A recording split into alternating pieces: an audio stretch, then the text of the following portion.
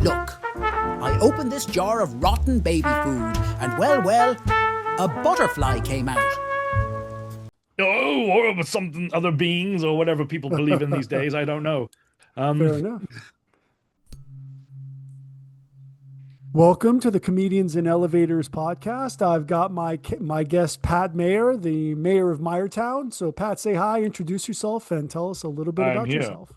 I am Pat Meyer. I am a voice actor and actor and agency owner. All right. Well, very cool. Well, so you ready to get into it, Pat? Absolutely.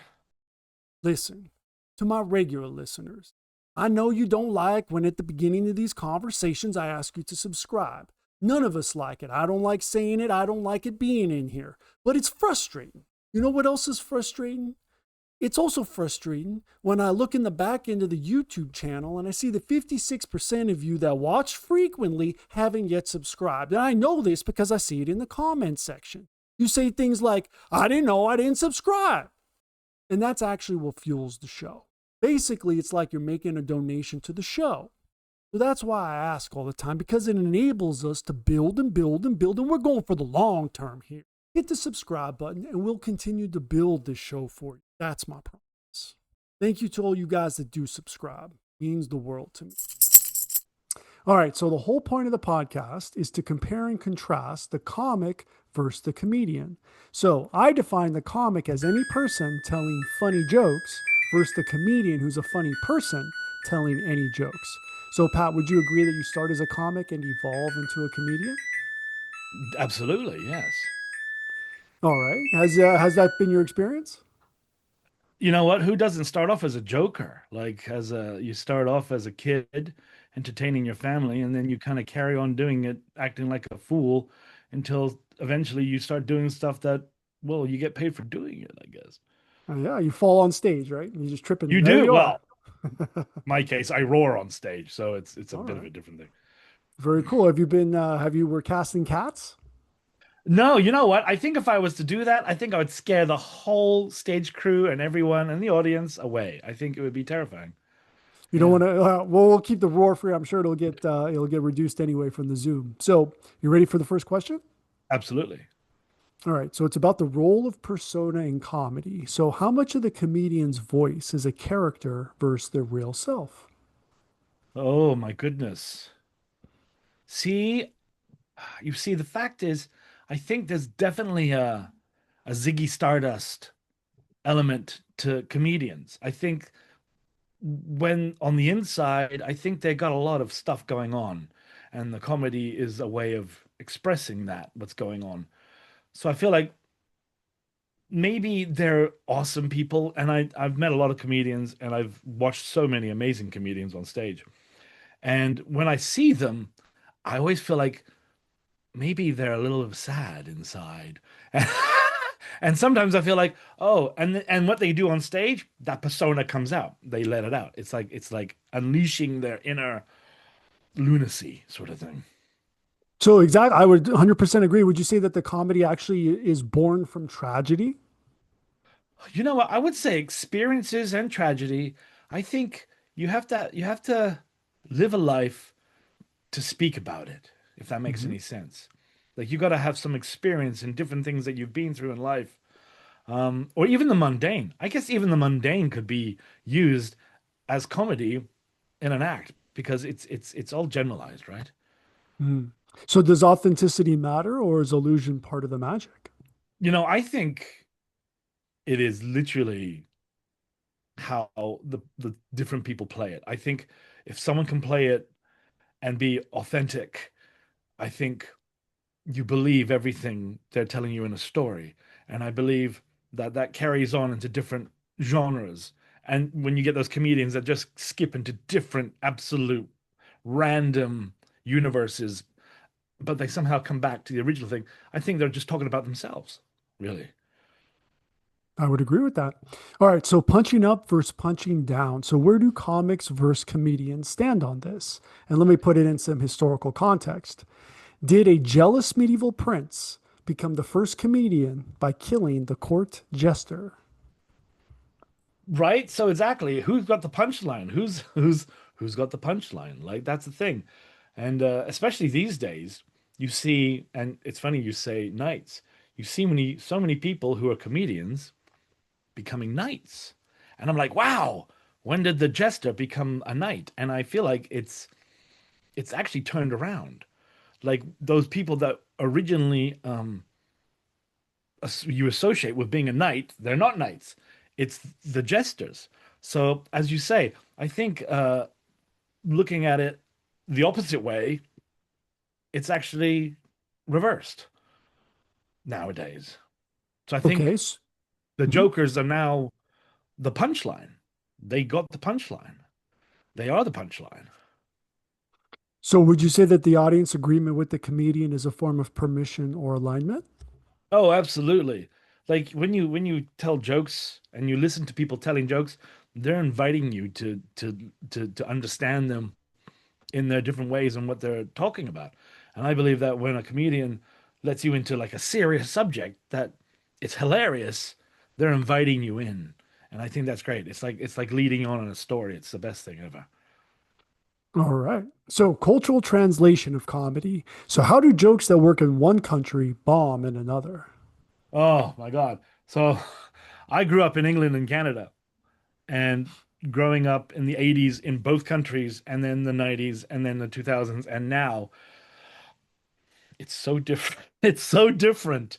And there are comedians I love that are British, like Ross Noble and some other amazing comedians. It just doesn't translate. I've tried to sit with my Canadian friends and watch it, and it just doesn't work. They're like, "What the hell is this guy talking about?" And because they go surreal, kind of Monty Mhm. Python, and but then on the Canadian side, it's very deadpan. Actually, a lot of Canadian stuff's political, which I find a little bit gaunt, and it drives me a little bit nuts. So it doesn't translate. But if you have a comedian that can breach that, then it doesn't matter where they're from or where people are. If they are amazing at telling a story and a joke and a scenario, I think it doesn't matter where you're from or what language you speak. I think it's open-ended. So would you say that like dating apps are uniquely American? No, definitely not. So we have a universal chord, perhaps, a string to pull on there? Yeah, definitely. Yeah. You know what? Dating apps all over the world suck, I gotta say. But generally, you do find that they are maybe more suited for the US and North America. Definitely, yeah. I guess that gaunty Canadian reference won't stick. So would you say No. that would you say comics are more universal while comedians are more culturally specific? Yeah. See, I think both are similar, but then they have to be very uh, uh, it's nearly provisional. Like where they are, it relates to a comedian can be someone that it can relate to a broader audience, but a comic, like if you're in a city, Beady, you're beady, telling beady, jokes beady. about that place, and your audience is from that place. It's much more connected like that. So I think a comedian is much more broader. Like they go out and scope the world nearly. While comic is usually quite personal. All right. So crowd work versus crafted work. So if comics riff like influencers in the comments section and comedians perform like in reaction videos, where's the sweet spot? Oh, that's a tricky one. Um, it's all about testing the waters, I think. I think you got to be aware of who your audience is, really. Because if you're diving into waters and you're in the wrong place, I think it could go terribly, terribly wrong. Um, and you got to be, you got to be, and you got to have the kahunas to push it in a place that you don't know that it might not work.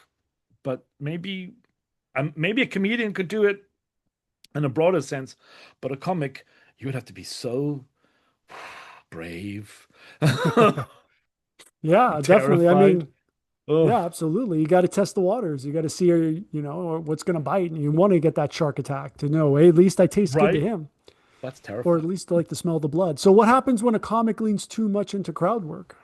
I think when and in the UK, it's very much like that here. They do that. They play onto the crowd hugely.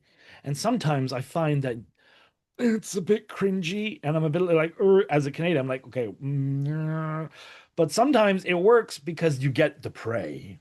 You find that Hmm. one Hmm. person in the audience, and I see. and they pick on them like a little domino. I'm gonna play with this domino, and I think, yeah, it can work for some people, but for others, it could be like a void. So you're saying that the crowd work in the UK, they're picking on the wrong prey, perhaps? I think they like a challenge here. I think the Okay. comedians definitely like a challenge, and they like to be challenged by the people sitting in the audience, and they usually choose. I mean, there's lots. You got Catherine Ryan, you got Ross Noble, you got so many amazing ones on television here, but they all pick people that they think that it's going to be a little bit of a trick, like, um, and I think as a comic, you kind of maybe sometimes avoid the harder sells. You go for the softer sell because it's kind of like, okay, I'm here and there's only 30, 40 people watching me on stage in a small venue. And you got to be careful because it can get, I guess it could get dangerous pretty quick. All right, very important question. Advertising and self-promotion. Who advertises themselves more? The comic, the comedian, or the magician? You know that place where you're not conscious and you're not sleeping either? That's your power bill to the electric company. Right here. I want us to be here with free energy, where the Wardenclyffe Tower meets the Eiffel Tower. But that's not where we are. We are here, where you've got the utility and you've got residential solar. Between these two, we know which one saves you money. This is where we can go in the meantime. But this is where I want us to be now, and this can be done now. So let me deputize you to represent DOSE, Department of Solar Efficiency, and let's get on the podcast and get the message out today. See you soon. Oh my goodness. See, I think magicians, they're mysterious, so you don't know. That's the thing. They're like, ooh, we're not gonna tell you, you're gonna find out yourself. And then you got the comic who I feel like they're like kind of like me. It's like a voice actor. You have to kind of self-promote yourself. But then when you got the comedian, you're just so out there and it's open-ended. And I think so many different people would probably just be attracted to that. Um, so yeah, they're all it's very I think the magician is definitely the spooky one. I think if you were to come across a spooky comedian, you'd be like, "Oh, this is creepy."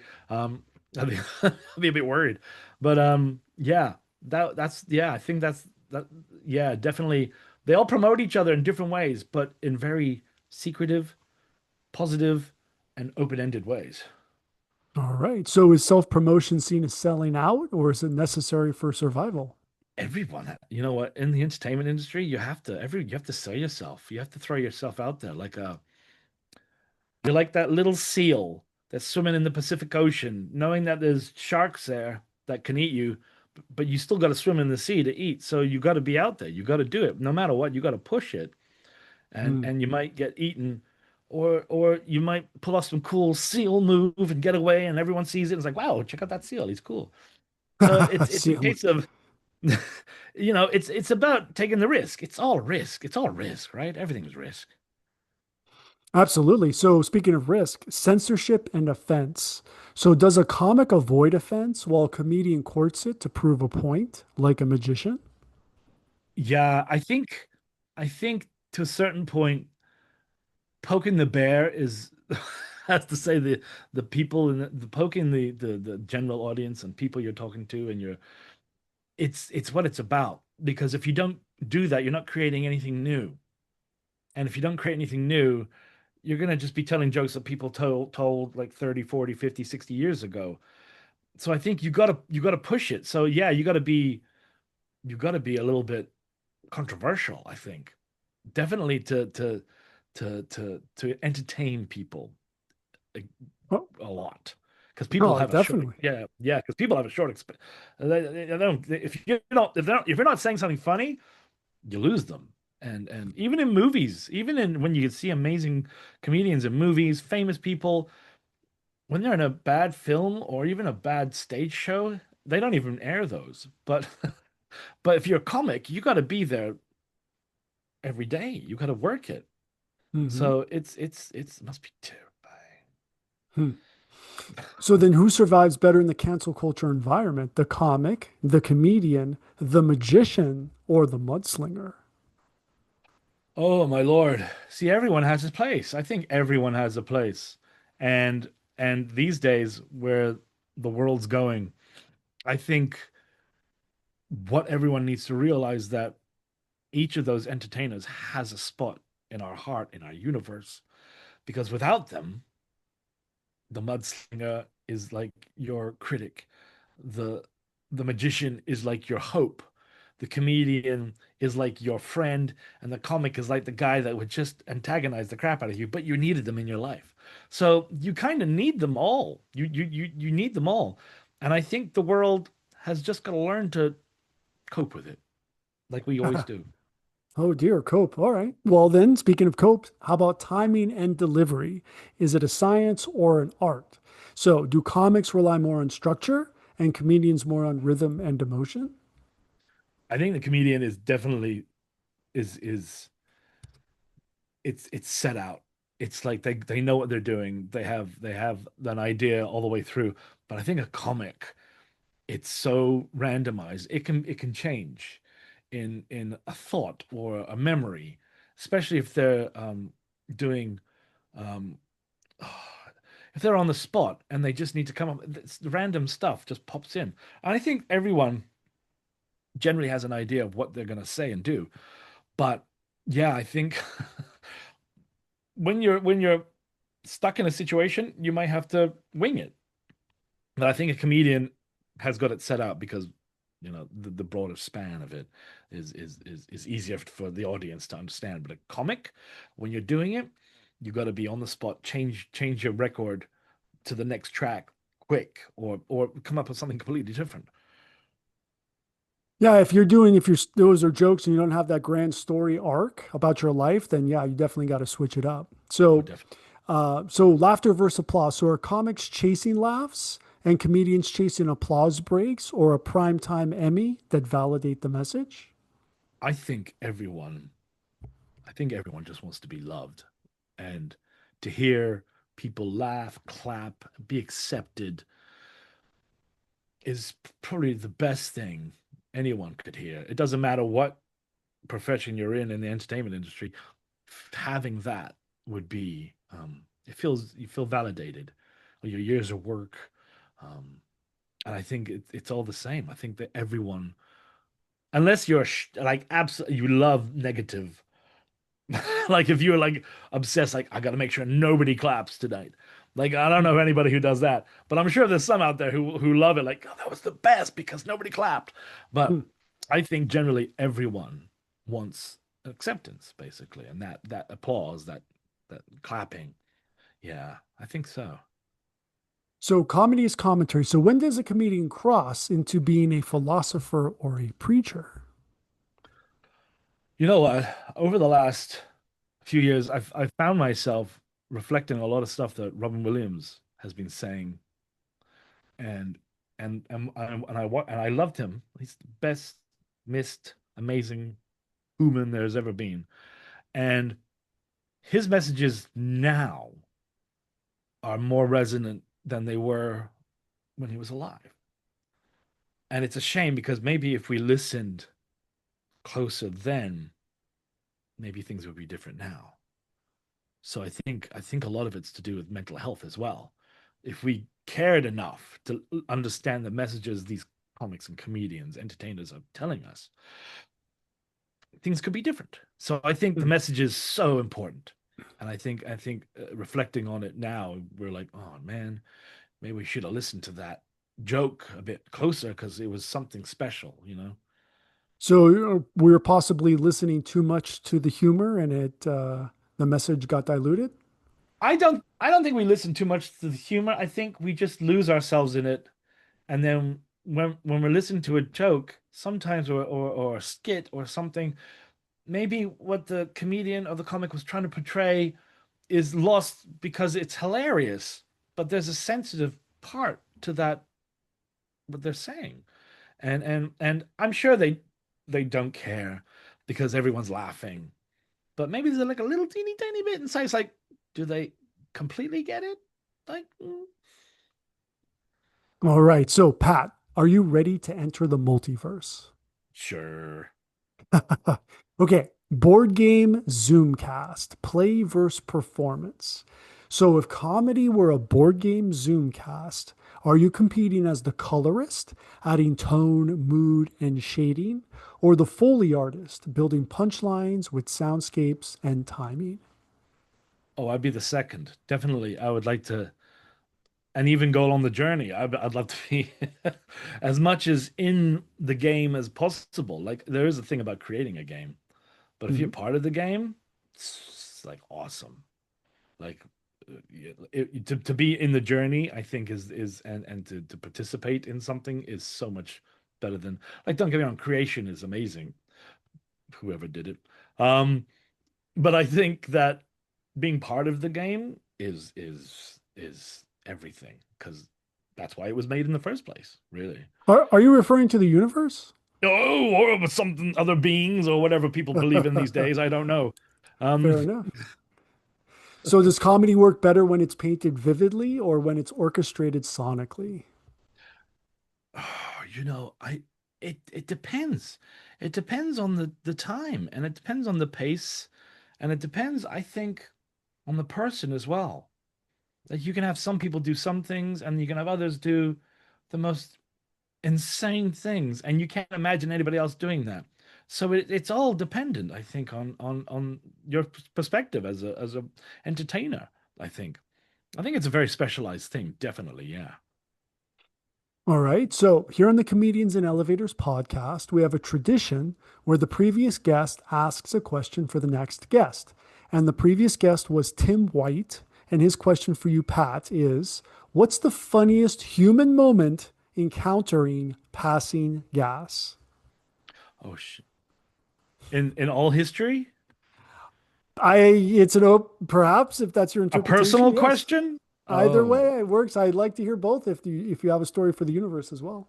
oh, and the universe. Well, that's a big bang. So there you go. That's a There it big, is. there you go. There you go. That One huge one there. wow. I Personal, hope I hope God's laughing at that.